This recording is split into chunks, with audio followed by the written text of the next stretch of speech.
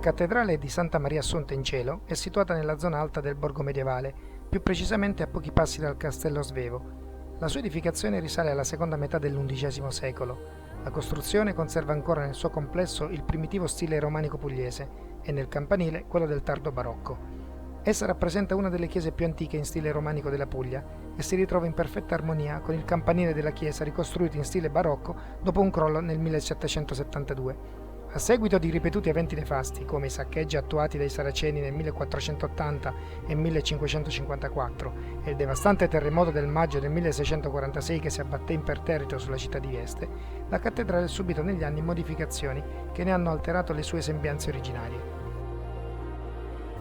La leggenda racconta che moltissimo tempo fa a Vieste, che era ancora un villaggio di pescatori, abitavano Pizzomunno e Cristalda.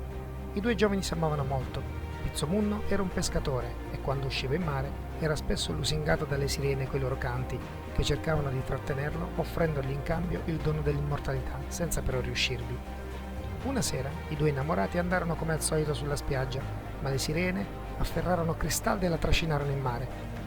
Cristalda non fu più ritrovata e Pizzomunno, per il dolore, rimase pietrificato.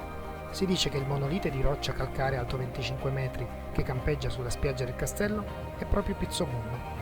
Ogni 100 anni Cristalda ritorna per riabbracciare il suo amato solo per una notte, in nome del loro amore senza fine.